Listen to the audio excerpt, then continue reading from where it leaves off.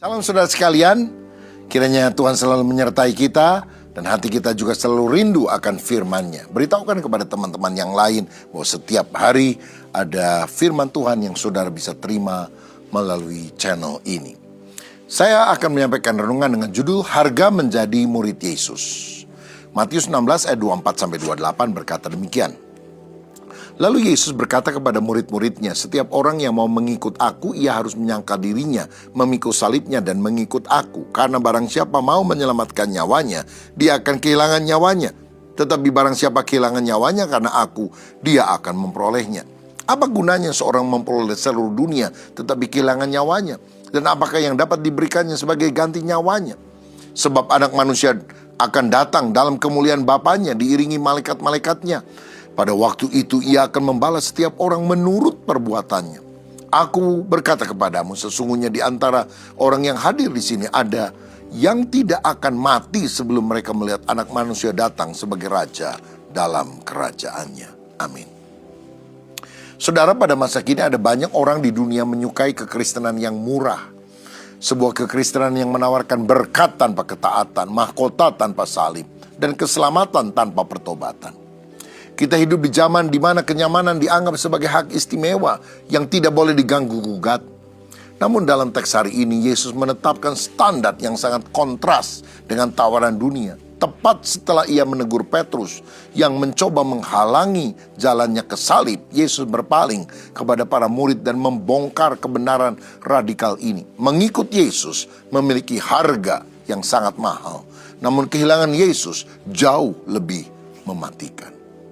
Itu sebabnya sebagai murid Yesus ada 3 hal yang kita perlu lakukan. Pertama, kita harus menyangkal diri dan memikul salib. Ayat 24 berkata, lalu Yesus berkata kepada murid-muridnya, setiap orang yang mau mengikut aku, dia harus menyangkal dirinya, memikul salibnya dan mengikut aku. Yesus tidak pernah menjebak atau menipu calon pengikutnya dengan janji-janji palsu. Dia langsung meletakkan syarat mutlak atas mejanya. Jika ada orang yang mau mengikut aku, ada 2 tindakan aktif yang harus dia lakukan. Menyangkal diri dan memikul salib. Menyangkal diri, ini bukan sekedar membatasi diri dari hobi atau kesenangan tertentu seperti diet atau puasa musiman. Kata menyangkal diri berarti mengatakan tidak secara mutlak kepada diri sendiri dan mengatakan ya secara mutlak kepada Tuhan. Ini adalah tindakan menurunkan ego dari tata hidup kita. Kita berkata tidak kepada keinginan hawa nafsu yang bertentangan dengan kehendak Allah. Dan kita berkata ya walaupun tidak nyaman bagi keinginan daging. Aku mau ikut engkau. Menyangkal diri berarti menghapus diri dari pusat kehidupan kita. Dan menempatkan Kristus di sana. Bukan egosentris tapi kristosentris. Itu yang kita harus lakukan. Nah yang kedua dikatakan memikul salib. Pada zaman Romawi ketika seorang terlihat berjalan di jalanan memikul salib, itu adalah perjalanan satu arah, one way ticket. Orang itu tidak sedang jalan-jalan, dia sedang berjalan menuju tempat eksekusi, hukuman mati. Memikul salib berarti kerelaan setiap hari untuk mematikan kedagingan, ambisi pribadi yang egois, reputasi kita demi Kristus. Memikul salib tidak hanya berarti menanggung penyakit atau kesulitan hidup yang tidak bisa kita hindari. Memikul salib berarti dengan sengaja memilih untuk setia kepada Kristus apapun resiko, penderitaan atau penghinaan yang harus kita tanggung akibat pilihan tersebut. Dietrich Bonhoeffer, seorang hamba Tuhan yang martir di Jerman pada masa pendudukan Nazi berkata, ketika Kristus memanggil seseorang, dia memerintahkan orang itu untuk datang dan mati. Yang kedua, seorang murid harus mengutamakan jiwa yang kekal. Ayat 25-26. Karena barang siapa mau menyelamatkan nyawanya, ia akan kehilangan nyawanya. Tetapi barang siapa kehilangan nyawanya karena aku, dia akan memperolehnya. Apa gunanya seorang memperoleh seluruh dunia, tetapi kehilangan nyawanya? Dan apa yang dapat diberikannya sebagai ganti nyawanya? Yesus mengajak para murid menggunakan logika perbandingan investasi. Di satu sisi ada seluruh dunia, kekayaan, popularitas, kenyamanan, tahta. Dan di sisi lainnya ada nyawa atau jiwa, psihe di dalam bahasa Yunani, yaitu pusat kehidupan rohani manusia yang kekal.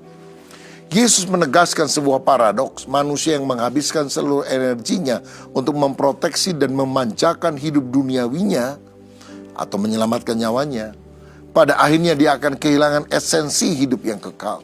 Sebaliknya orang yang rela menyerahkan hidupnya habis-habisan demi Kristus justru sedang mengamankan jiwanya untuk kekekalan.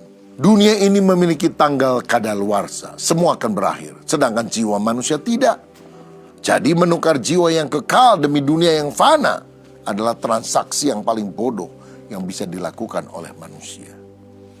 Saya teringat pada bulan Oktober tahun 859 ada sebuah kapal layar mewah bernama Royal Charter bersiap merapat di pantai Wales di Inggris setelah menempuh perjalanan panjang dari Australia. Kapal itu membawa muatan emas dalam jumlah yang besar hasil tambang para penumpangnya. Namun, badai dahsyat datang menghantam kapal tersebut hingga hancur dan tenggelam hanya beberapa puluh meter dari pelabuhan. Banyak penumpang pria yang tewas tenggelam dengan cara yang tragis. Tetapi ketika mayat-mayat mereka dievakuasi, ditemukan bahwa mereka mengikatkan sabuk-sabuk penuh batangan emas yang berat di pinggang mereka masing-masing. Jadi ketika kapal tenggelam, mereka menolak melepaskan emas tersebut. Emas yang mereka kumpulkan bertahun-tahun itu justru akhirnya menjadi jangkar logam yang menyeret mereka dengan cepat untuk jatuh ke dasar laut yang mematikan. Mereka mengorbankan nyawa mereka demi mempertahankan aset materi mereka. Oh, betapa bodohnya. Mestinya kita mengorbankan hal-hal materi yang tampaknya berharga demi keselamatan jiwa. Karena itu jauh lebih kekal dan berarti.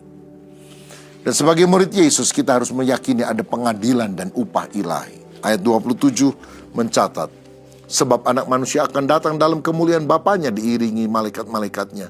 Pada waktu itu ia akan membalas setiap orang menurut perbuatannya. Mengapa kita harus rela menderita, menyangkal diri, atau kehilangan dunia demi Yesus? Karena sejarah ini tidak berjalan berputar tanpa arah. Sejarah bergerak menuju satu titik akhir. Kedatangan Yesus kembali sebagai hakim dan raja.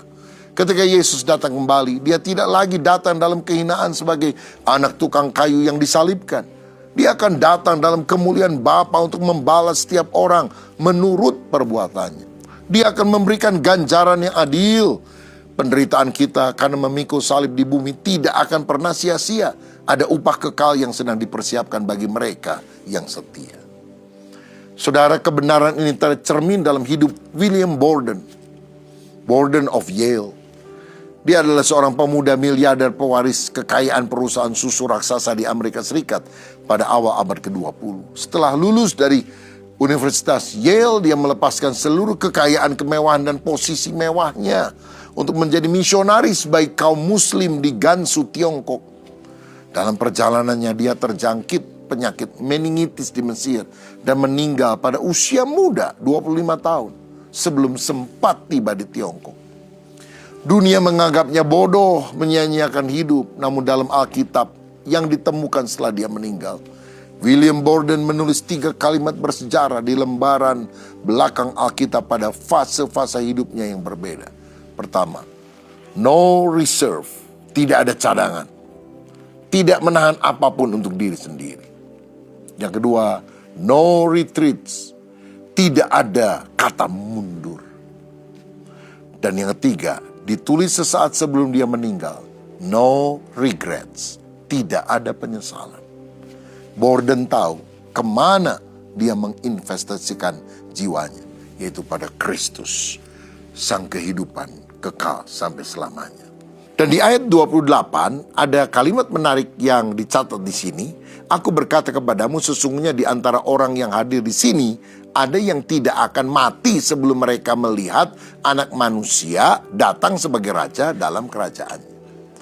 Rupanya ini merujuk secara profetik pada peristiwa transfigurasi, kemuliaan Yesus di atas gunung yang terjadi tepat 6 hari kemudian dan dicatat di Matius 17.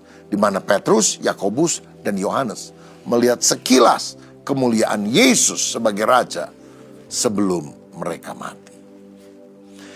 Nah, bagaimana kita bisa menerapkan kebenaran ini di dalam kehidupan kita? Secara pribadi, mari kita evaluasi kekristenan kita. Apakah kita mengikut Yesus hanya untuk mencari kenyamanan? Mari kita berani menyangkal diri saat keinginan daging, kemarahan, kepahitan, hawa nafsu mulai berontak. Pikul salib setiap hari dengan bangga, sebab tidak ada mahkota kekekalan tanpa salib di bumi. No cross, no crown. Dalam keluarga, orang tua kita tidak boleh mendidik anak untuk mengejar sukses dunia ini, nilai akademik yang hebat, karir, kekayaan, tetapi mengabaikan keselamatan jiwa. Mari kita ajar anak-anak untuk hidup takut akan Tuhan, melayani sesama, dan menempatkan Kristus di atas segala-galanya. Saya percaya sukses terbesar dalam sebuah keluarga adalah ketika seluruh keluarga berkumpul di tahta kekekalan nanti. Dalam pekerjaan, mengejar target karir dan keuntungan bisnis, jangan sampai itu menukar jiwamu yang kekal. Menjual integritas, melakukan suap, atau mengorbankan waktu ibadah dan keluarga demi mengejar omset adalah bentuk transaksi bodoh memperoleh dunia tapi kehilangan jiwa. Kerjakan bisnismu sebagai ibadah dan biarkan Kristus yang menjadi CEO, Tuhan atas karirmu. Dalam pelayanan, mari kita melayani Tuhan yang menuntut pengorbanan waktu, tenaga, perasaan, dan seringkali materi.